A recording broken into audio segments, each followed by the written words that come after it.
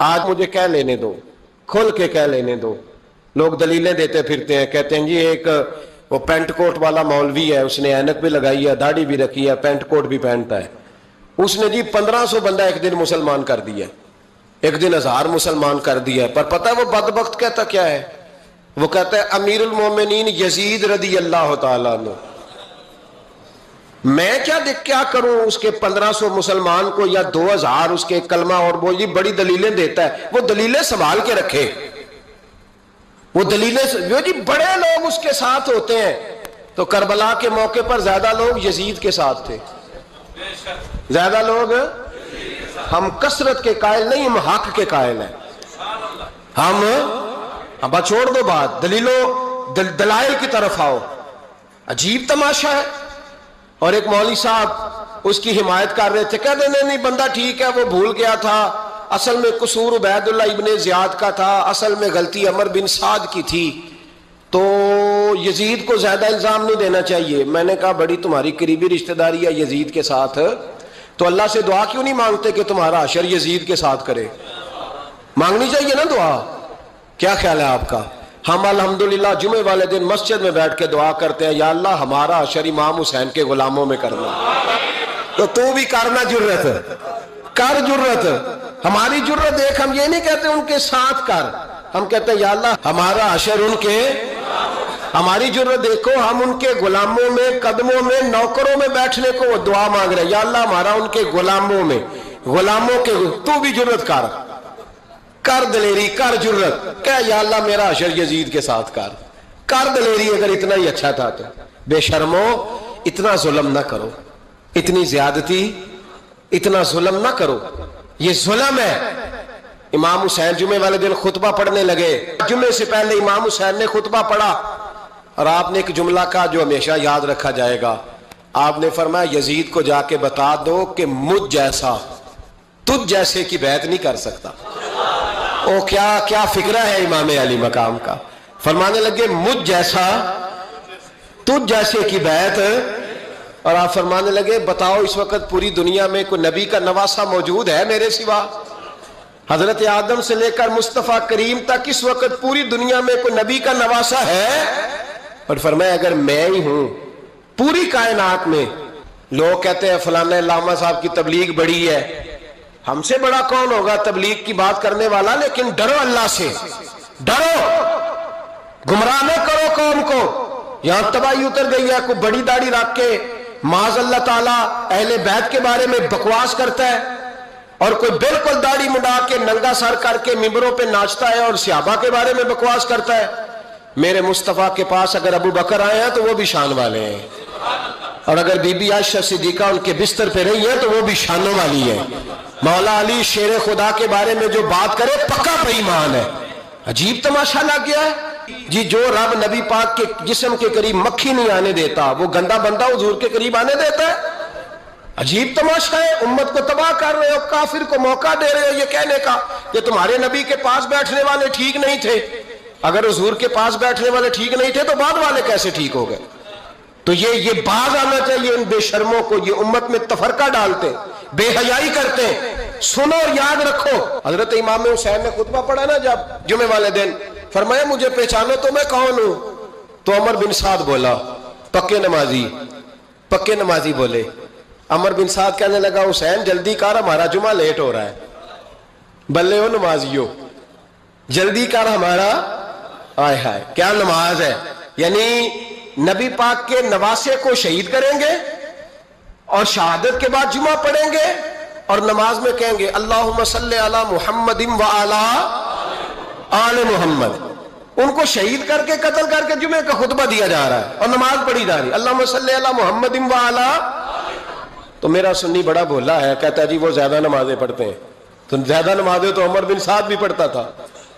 تو بھولا او خدا کے. دیکھیں نا جتنی نماز کی اخلاق کی بات شاید میں کرتا ہوں, آپ کو جماعت میں کم لوگ ملیں گے, لیکن یاد رکھنا نماز عقیدہ نہیں, روزہ عقیدہ نہیں. عقیدہ حسین ہے, عقیدہ حسن ہے, عقیدہ علی ہے, عقیدہ عثمان غنی ہے, عقیدہ عمر فاروق ہے. میں اس شخص کو کیا کروں؟ مجھے اس شخص کی کیا ضرورت ہے جو ممبر پہ بیٹھ کے کہتا ہے حسین ابن علی باغی تھے؟ وہ شخص، اس کی نماز روزہ حج زکات دیکھا جائے گا؟ آؤ قرآن مجید سورہ شورا آیت نمبر 23، گھر جا کے قرآن مجید کھولو، یہ والی آیتیں بھی پڑھا کرو، یہ والی بھی کھولا کرو۔ صحابہ جمع ہو کے نبی پاک کے پاس آئے، عرض کی یا رسول اللہ صلی اللہ علیہ وسلم آپ کے خرچے زیادہ ہیں، آمدن کا ذریعہ کوئی نہیں۔ جس طرح آج لوگ ہر پیر صاحب سے نہیں پوچھ رہے، علامہ صاحب سے، کہ آپ کام کوئی نہیں کرتے، کپڑے پھر بھی سفید پہنتے ہیں، کیا ذرائع آمدن ہے، پھر بھی آپ گاڑی میں گھومتے ہیں۔ ہمارا تو پروگرام تھا مولوی بھوکا مر جائے، پر اس کے پاس آتے ہیں تو یہ تازی چائے پلاتا ہے، کیا مطلب، کس طرح کا رویہ ہے؟ صحابہ کے بار وہ یہ نہیں سوچتے تھے آتے کام، وہ کہتے تھے آگے بڑھ کے حصہ ڈالیں۔ وہ سارے آگے بڑھے، کہا یا رسول اللہ صلی اللہ علیہ وسلم اخراجات زیادہ ہیں، ذرائع آمدن بظاہر کوئی نہیں، نذرانوں پہ اعتراض نہ کیا کرو، نذرانہ دینا نبی پاک کی سنت ہے، نذرانہ قبول کر لینا نبی پاک کی، بولو، حضور کی سنت ہے۔ تو صحابہ جمع ہو کے آئے، ایک جگہ پہ میٹنگ کی، کہا تھوڑے سے پیسے ہر مہینے پیش کریں گے۔ تو حضور سے بات کون کرے گا پیسوں کی؟ کہا ہم نے نہیں کرنی، نبی پاک کے چچا جناب عباس کریں گے۔ حضرت عباس رضی اللہ تعالیٰ عنہ کے ذمے لگایا گیا، جناب عباس آئے، حضرت عباس رضی اللہ تعالیٰ عنہ پیسے لے کے آئے، اور سیانے بندے تھے، انہوں نے بڑی سمجھداری والی، عقل مندی والی بات چھیڑی۔ یہ نہیں کہا کہ حضور ہم یہ نذرانہ دیں گے، کہنے لگے یا رسول اللہ ہمیں پتہ ہے آپ کی مذہبی مصروفیت اتنی ہے کہ آپ کو ٹائم نہیں ملتا کاروبار کرنے کا، اگر آپ کام کریں گے تو پھر آپ کس طرح کر کے دین کا کام ہو سکے گا، اور یا رسول اللہ آپ نے جو ہمارے لیے کیا ہے اس کا ہم بدلہ نہیں دے سکتے، ایک حرف کا بدلہ نہیں دے سکتے، حضور یہ تھوڑا سا نذرانہ ہر مہینے لایا کریں گے، قبول کر لیں۔ نبی پاک کے سامنے رکھا ہی تھا کہ اللہ کا قرآن بول پڑا، کا کل لا اسألکم علیہ اجرا، محبوب ان سے فرما دو کہ میں نے تمہارے لیے بڑی تکلیف سہی ہے، پر میں تم سے کوئی اجر نہیں مانگتا، تم سے کوئی اجر نہیں مانگتا، ہاں اگر تم نے کچھ کرنا ہے الا المودۃ فی القربى، تو میرے قریبیوں سے پیار کرتے رہنا، میری ختیجہ سے پیار کرنا، میری عائشہ کا ادب کرنا، میرے قریبیوں کا احترام کرنا۔ یا رسول اللہ ازواج تو گھر میں ہے ہی، قریبی کوئی اور بھی خاص ہے جس کا ادب کرنا ہے؟ تو نبی پاک نے فرمایا ہاں، علی، فاطمہ، علی اور فاطمہ کی اولاد، فرمایا ان کا ادب کرتے رہنا، اس کا مطلب یہ ہوگا کہ تم نے میرے ساتھ بڑا ہی اچھا سلوک کیا ہے۔ کہا ان کا ادب کرنا، جناب علی، سیدہ فاطمہ، اور دونوں کی ان کا ادب کرنا فرائض دین، اہل بیت کا ادب کرنا فرائض۔ جب کوئی شخص مسلمان ہو جاتا ہے، مومن ہو جاتا ہے، تو پھر وہ ایک بڑے منصب پر فائز ہوتا ہے۔ کلمہ پڑھتے ہی اسے یہ اعزاز نصیب ہو جاتا ہے کہ کنتم خیر امت۔ اب وہ عام لوگوں میں سے نہیں ہے، وہ خاص لوگوں میں سے ہے۔ ضرورت اس امر کی ہوتی ہے کہ وہ اپنے منصب کو پہچانے، اس پر غور کرے کہ دراصل میرا مقام کیا ہے۔ سب سے زیادہ انسان کا نقصان اس وقت ہوتا ہے جب وہ اپنے منصب کو نہیں پہچانتا اور اپنے منصب کے معیار کے مطابق اپنا وقت نہیں گزارتا۔ جب کوئی شخص مسلمان ہو جاتا ہے، مومن ہو جاتا ہے، اللہ کی بارگاہ سے اسے بے پناہ انعامات ملتے ہیں۔ صرف ایک کام پر اسے توجہ کرنی ہے، وہ یہ ہے کہ وہ ایمان کے تقاضوں کو پورا کرے۔ ایمان کے بعد وہ اعمال صالحہ سے اپنی زندگی کو آراستہ کرے۔ عام لوگوں کی طرح، عام انسانوں کی طرح مرضی کا کھانا پینا، مرضی کا سونا جاگنا، مرضی کا آنا جانا اس کا نہ رہے، بلکہ اس کی زندگی محتاط ہو۔ وہ اب شتر بے مہار نہیں ہے، آزاد نہیں ہے، وہ اللہ رسول کا پابند ہے۔ ان احکامات کی روشنی میں اپنے معاملات کو مرتب کرے، اعمال صالحہ اختیار کرے۔ اس کے بعد اسے کیا ملے گا؟ کیا دیا جائے گا، انعامات کیا ہوں گے، اس کا بندہ کوئی بھی شمار کر ہی نہیں سکتا۔ یعنی مومن وہ خوبصورت جماعت ہے مسلمان، شرط یہ ہے کہ اسے نہ پتہ چلے کہ میں ہوں کیا۔ وہ اقبال نے کہا تھا کہ عجب نہیں کہ خدا تک تیری رسائی ہو، پر تیری نظر سے تو پوشیدہ ہے آدمی کا مقام۔ جو بندے کو نہیں پہچان سکا وہ اتنا اوپر کیسے جائے گا؟ یہ جو ہے نا تھوڑا شناسائی کرنا کہ میں کیا ہوں، میرا منصب کیا ہے، میرا معیار کیا ہے، اور اپنے منصب کے مطابق اپنی زندگی، یعنی مومن کا ایک منصب ہے کہ وہ مومن ہے، وہ عام نہیں ہے۔ اس نے جب حوالہ دینا ہے تو اس نے امام الانبیاء کا حوالہ دینا ہے۔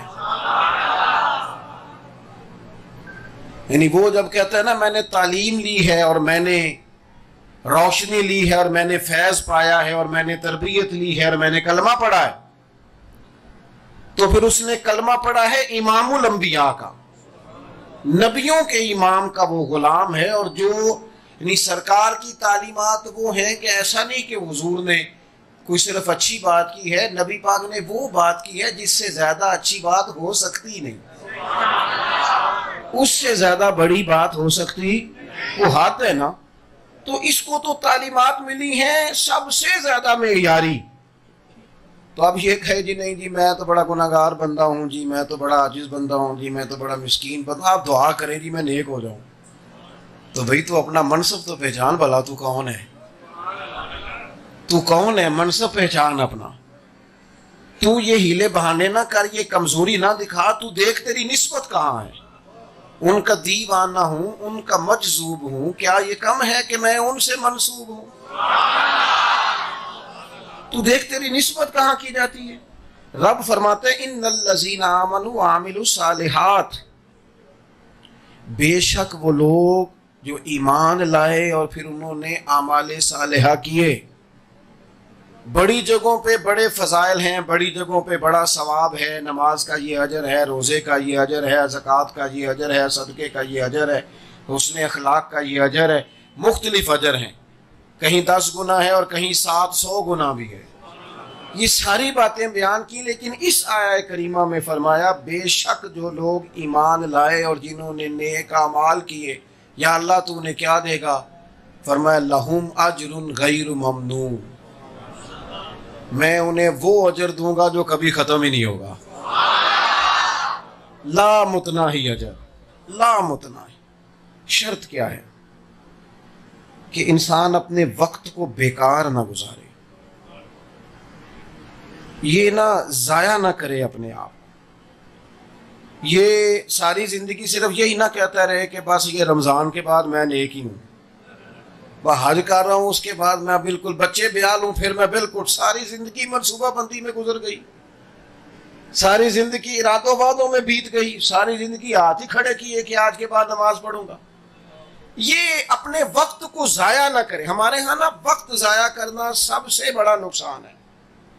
مومن کے پاس تو لامتناہی اجر ہے، لامتناہی اجر۔ مومن تو کچھ نہ کرے، صرف مسکرا کے ملاقات ہی کر لے تو محبوب فرماتے ہیں رب اس پر بھی صدقے کا ثواب عطا کر دیتا ہے۔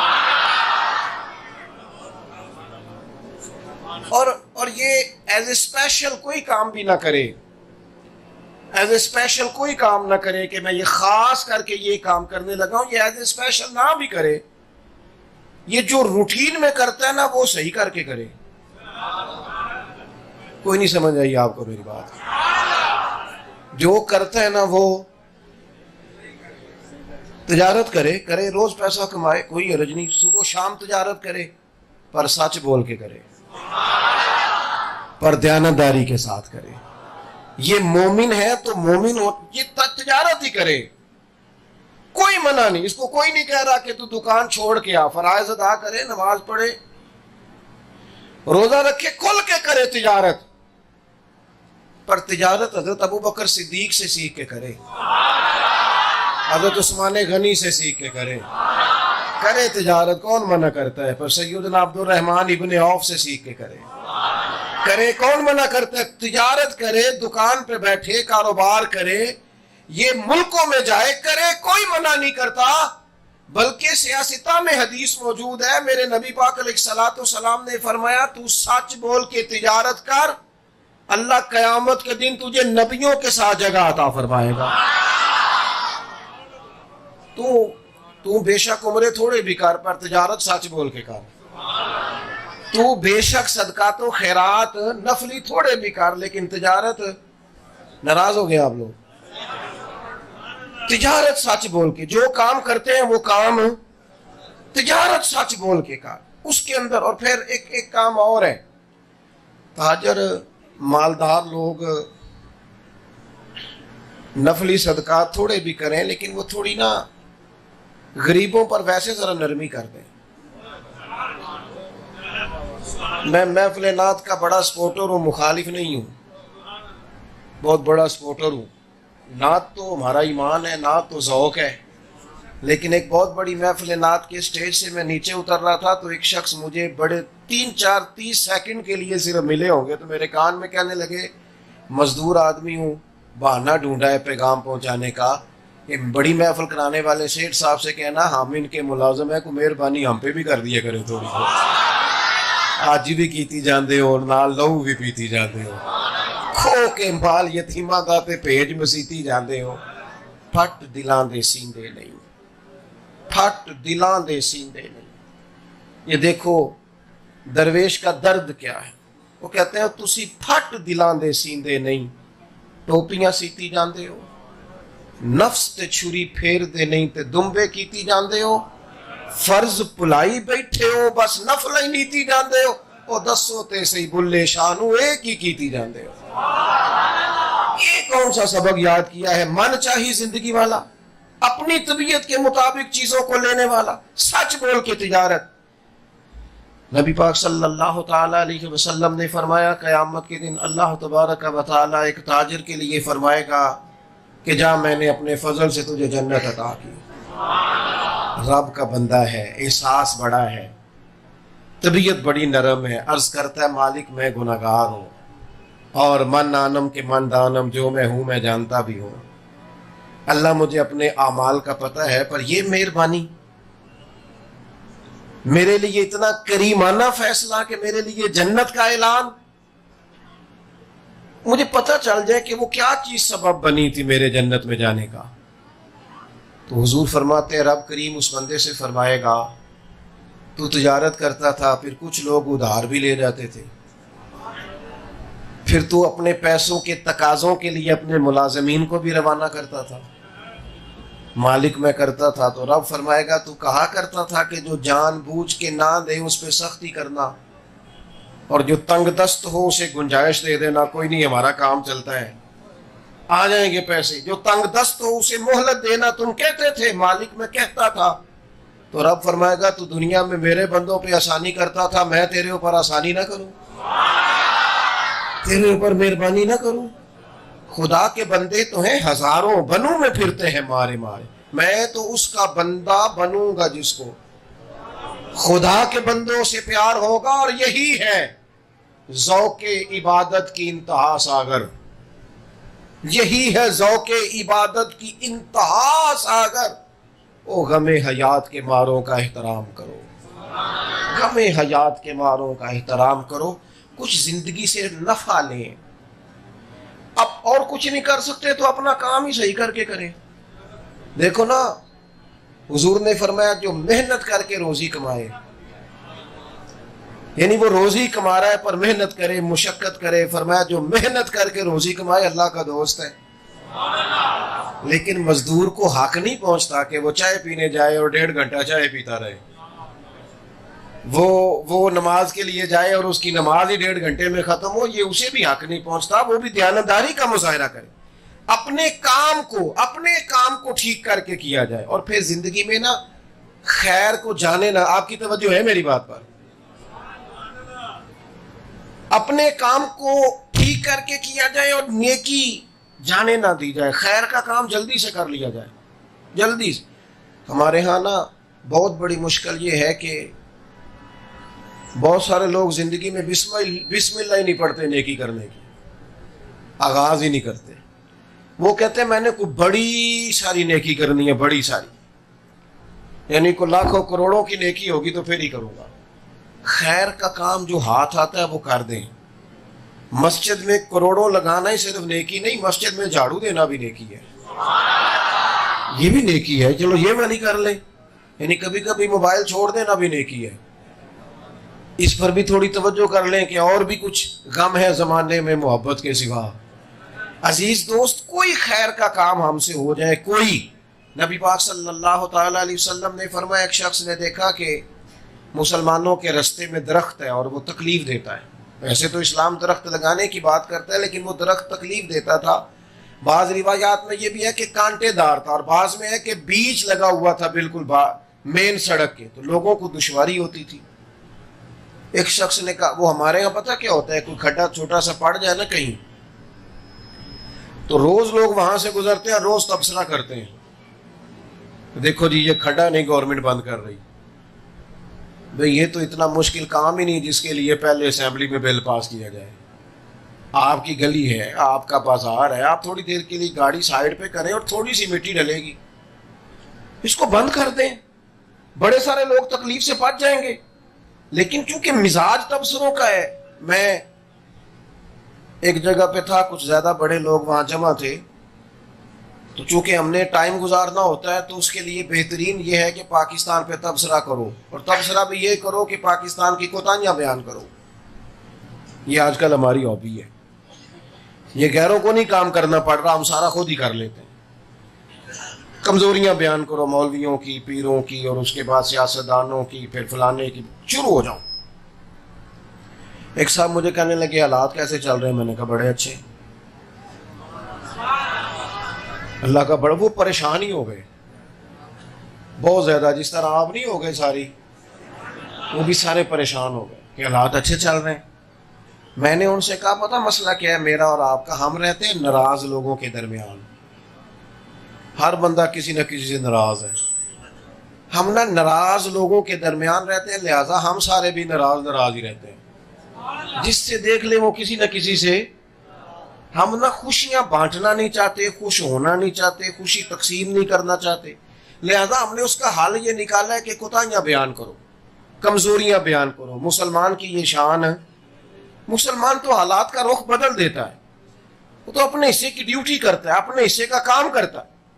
نبی کریم صلی اللہ تعالی علیہ وسلم نے فرمایا بیچ درخت لگا تھا اور وہ کانٹے دار ہوگا، جھاڑیوں والا ہوگا، وہ تکلیف دیتا تھا۔ ایک شخص نے سوچا یار کب تک اس پر تبصرے ہوں گے، لوگ گزرتے تکلیف ہوتی، اکیلے بندے نے فیصلہ کیا کہ میں یہ درخت کاٹوں گا، اکیلے بندے نے، اس نے فیصلہ کیا، اور پھر وہ اکیلا لے کے آیا کلاڑی، اس اکیلے نے وہ درخت کاٹا، اس نے رستے میں سے درخت کاٹ دیا، محبوب فرماتے رب نے اس کے لیے جنت کا فیصلہ فرما دیا۔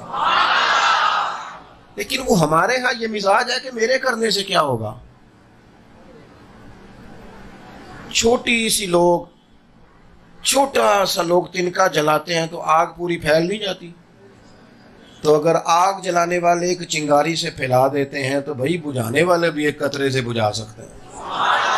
لیکن شکوہ ظلمت شب سے تو کہیں بہتر تھا، اپنے حصے کی کوئی شمع جلاتے جاتے، ہم کوئی کام سٹارٹ کرنے کو، شروع کرنے کو تیار۔ مزاج تبصروں کا ہے، مزاج تجزیے کا ہے، مزاج رپورٹنگ کا ہے، مزاج یہ ہے کہ گفتگو کرو، نشستن گفتن برخاستن، بات کرو، بیٹھو، گپ شپ کرو، اٹھ کے چلے جاؤ، اپنی زندگی سے کوئی نفع لیں، پہچانے کہ ہمارا اعزاز کیا ہے، ہم کیا کر سکتے ہیں، کچھ فائدہ کریں اپنے آپ سے، کچھ شروع کریں، کہیں سے آغاز کریں، کوئی ایسا سلسلہ۔ یہ عارف رومی رحمت اللہ علیہ فرماتے ہیں کہ ایک علاقے کے اندر نا ایک بیماری بڑی پھیل گئی تھی، تو اس کا علاج ایک جڑی بوٹی سے ہونا تھا، تو جڑی بوٹی بہت اونچی تھی، 4 پہاڑ تھے اوپر نیچے، اور وہ پہاڑ کراس کر کے وہ جڑی بوٹی تھی، تو طبیب کہتے تھے وہ جڑی بوٹی اگر وہاں سے آ جائے، پہاڑ تھے ڈھلان والے، جو بندہ پیر رکھتا پھسل جاتا۔ اب علاقے کے لوگ بیمار ہیں، ضرورت بڑی زیادہ ہے، کیسے اتنے بڑے ٹارگٹ کو اچیو کریں، مشکل ہو رہا ہے۔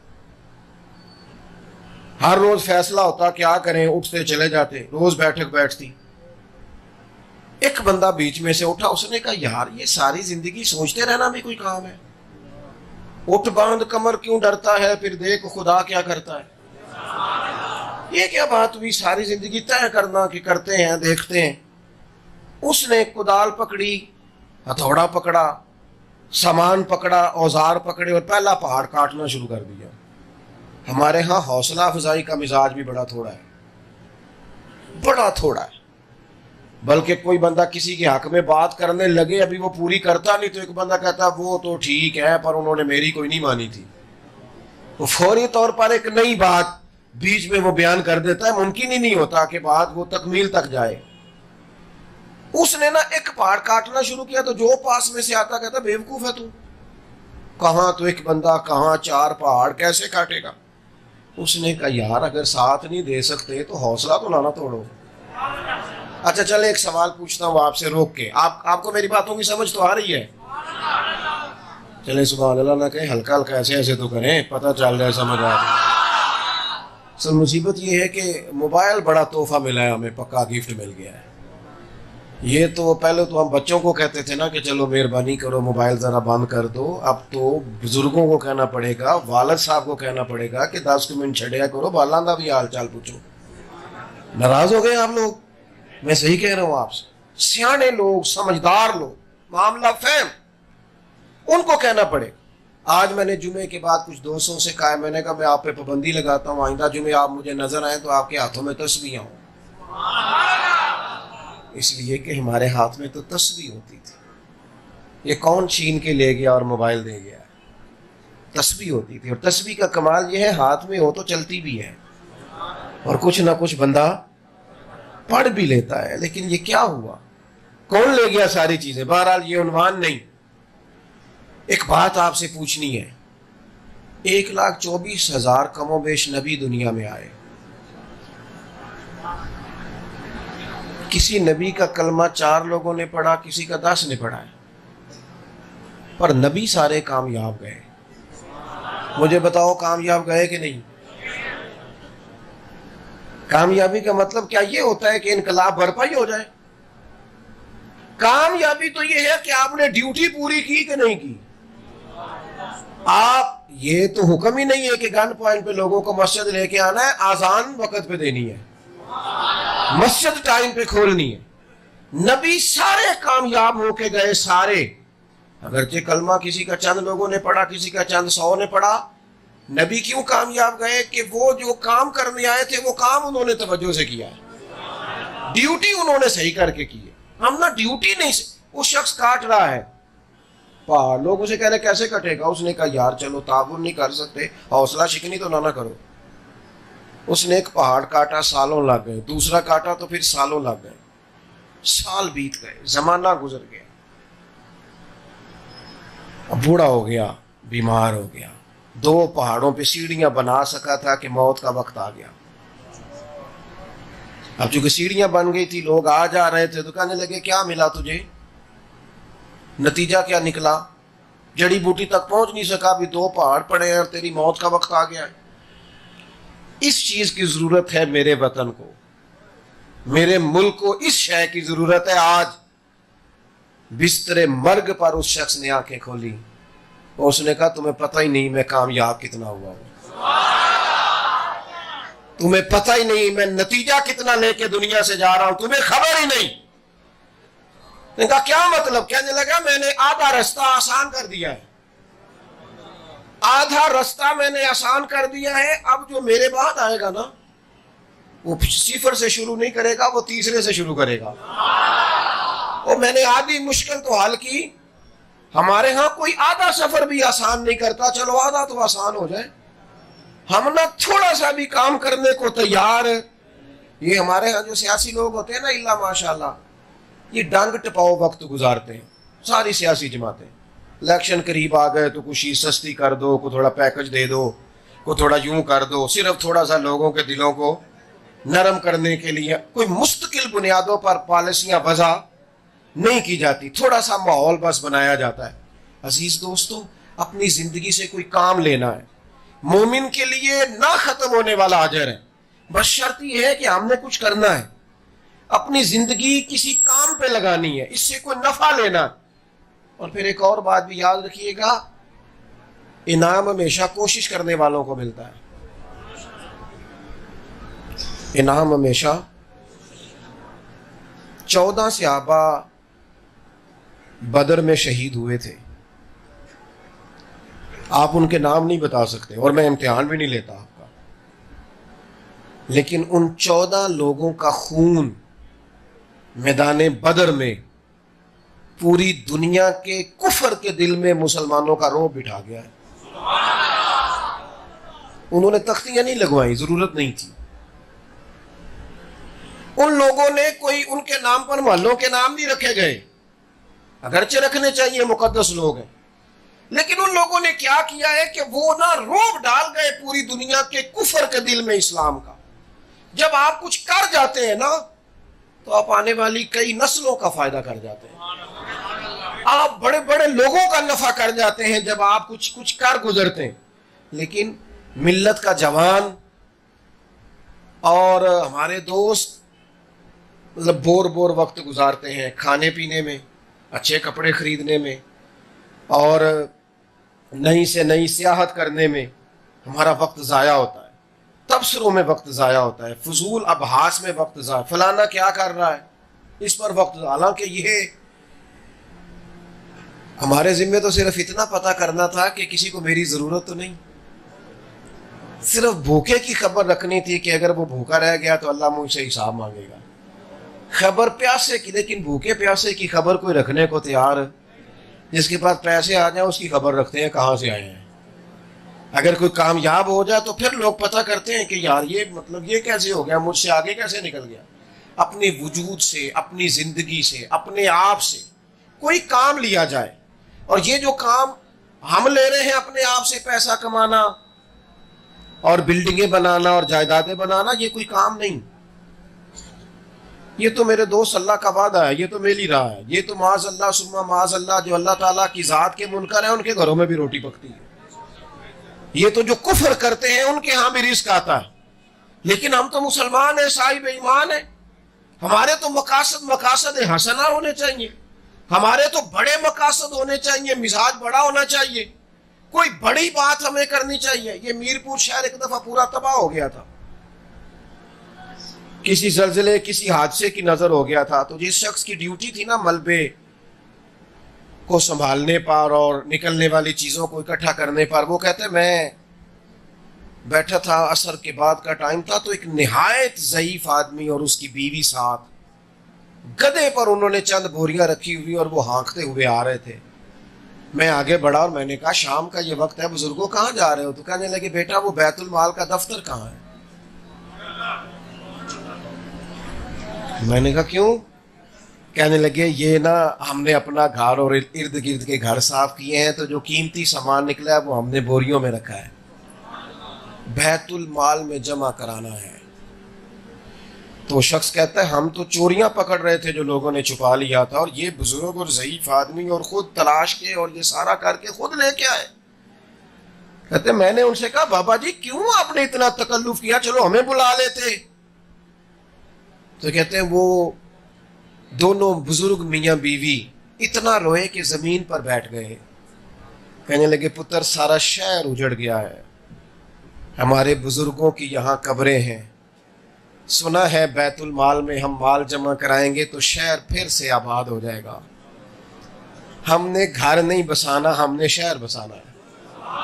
یہ شہر بسے گا تو اپنے نظر آئیں گے، یہ شہر بچے گا تو محبتیں تقسیم ہوگی، یہ شہر بسے گا تو رشتہ داریاں بڑھیں گی. یہاں ہمارے بزرگوں کی قبریں ہیں، ان پہ کوئی آئے گا، کوئی کسی کا نام لے گا، خالی گھر بس گیا اور کوئی ہوا ہی نہ تو وقت کیسے گزرے گا.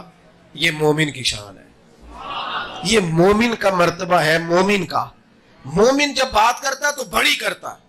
وہ چونکہ ایک منصب پر فائز ہوتا ہے تو وہ بڑی بات کرتا ہے. وہ اپنے دائرہ کار کو اتنا محدود نہیں کرتا کہ وہ اپنے بچوں کی سوچ سے نکلے اور اپنے بچوں ہی کی سوچ پر گم ہو جائے. وہ انقلابی بات کرتا ہے. بڑی بچے حضرت صدیق اکبر کے بھی تھے،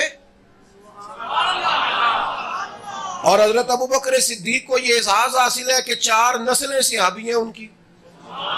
پوتے اور نواسے اور بیٹے یہ سب لوگ ان کے صحابہ میں سے تھے.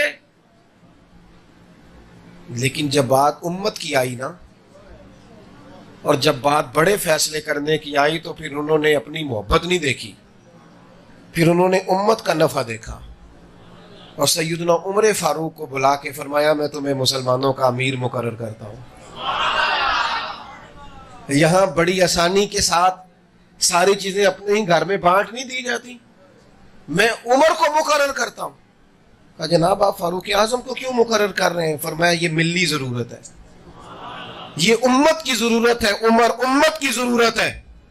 اور فرمانے لگے اگر اللہ نے مجھ سے پوچھا نا کہ محبوب کی امت کس کے ذمے لگا کے آئے ہو، تو عرض کروں گا مالک جو تیرے محبوب کی امت کے لیے سب سے بہتر آدمی تھا اس کے ذمے لگا کے آئے ہو. سوچوں کو قومی سطح کا بنا ہے.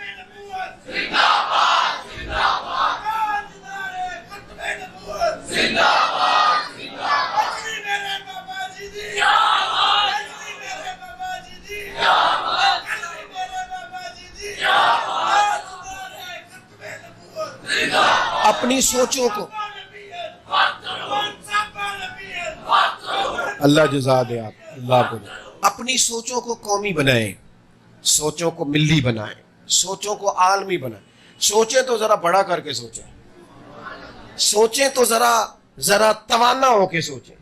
جب آپ اپنے آپ سے کوئی کام لینے لگے تو کوئی بڑا کام لیں. کوئی نبی پاک صلی اللہ تعالیٰ علیہ وسلم کی بارگاہ میں آ کے ایک صحابی نے پوچھا تھا یا رسول اللہ میری والدہ کا انتقال ہو گیا، وہ ایک غلام آزاد کرنا چاہتی تھی. ہمارے ہاں سالے ثواب کرتے ہیں نا کچھ لوگ، تو پکا ہی انہوں نے روٹین رکھی ہے کہ یہی پکائے گی ساری برادری. بھئی یہ سالے ثواب کرنا ہے تو آپ ضرورت کے مطابق کریں. مجھ سے ایک دوست نے پوچھا، میرے جاننے والے تھے، کہنے لگے سالے ثواب کرنا ہے والدین کو کیا کروں؟ میں نے کہا وہ حویلی آپ نے ایک جگہ بنائی ہے، وہاں لوگوں کا رستہ تنگ ہو گیا ہے، وہ تھوڑا سا رستہ کھول دیں، انشاءاللہ آپ کے والدین کو بڑا ثواب ملے گا. لوگ ذرا آئے جائیں گے تو آپ کے والدین کو ثواب ملے گا. نبی کریم علیہ السلام کی خدمت میں عرض کی یا رسول اللہ صلی اللہ علیہ وسلم والدہ چلی گئی ہیں، وہ غلام آزاد کرنا چاہتی، ان کی طرف سے غلام آزاد کروں؟ تو حضور نے فرمایا کر، اللہ تیری ماں کو اس کا اجر عطا کرے گا.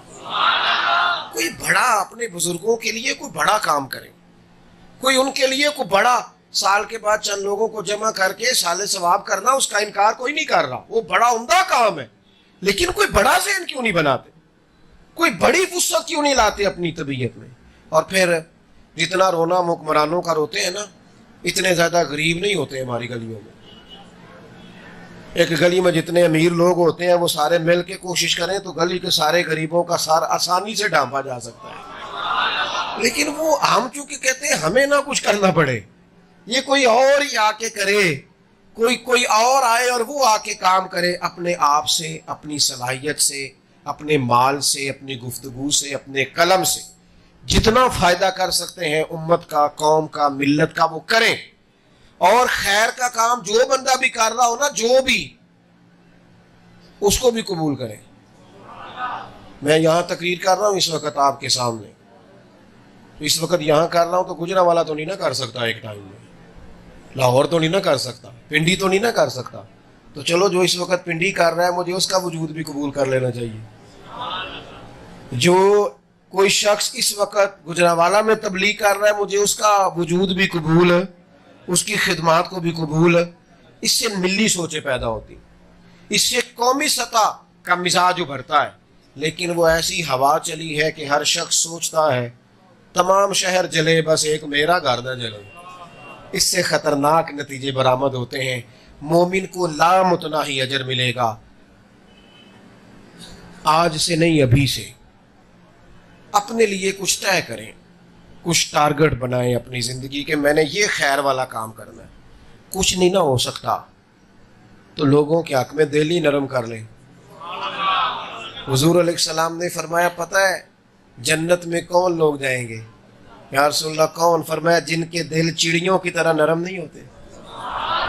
فرمایا مومن تو اس طرح ہوتا ہے جس طرح اونٹ کے ناک میں نکیل جہاں بٹھاؤ بیٹھ جاتا ہے، اٹھاؤ. اور حضور ایک مقام پہ یہ بھی فرماتے ہیں مومن نرم دل ہوتا ہے، سامنے والا اسے بیوقوف سمجھ لیتا ہے، وہ سمجھتا ہے شاید اسے پتہ نہیں ہو یہ نرم دل ہے، تیری بات مان گیا ہے، ورنہ شعور اسے سارا ہی ہے، خبر بھی اسے ساری ہے۔ اپنے آپ سے اپنے معاملات زندگی میں کچھ خیر شامل کریں۔ یہ جو ہم وقت ضائع کرتے ہیں نا بے انتہا، اس کو چھوڑ دیں۔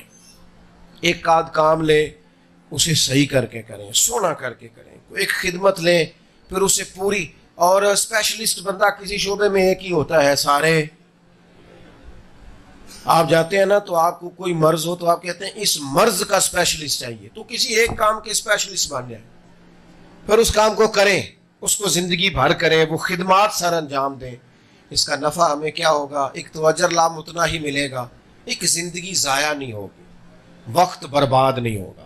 ایک یہ جو لوگ کہتے ہیں میں بور ہوتا ہوں، ٹینشن میں رہتا ہوں، ڈپریشن میں رہتا ہوں، اس سے نکل آئیں گے۔ جو لوگ اپنے وجود کو کسی کام میں لگا لیتے ہیں ان کا وجود ویسے ہی قیمتی ہو جاتا ہے۔ اللہ کریم کی بارگاہ میں دعا کرتا ہوں جو میں کہہ سکا ہوں اللہ اسے قبول فرمائے۔ دوران گفتگو کہیں بھول گیا ہوں تو اللہ تعالیٰ درگزر فرمائے، ہم سب کے حال پہ رحمت کی نظر فرمائے۔ وما علینا الا البلاغ۔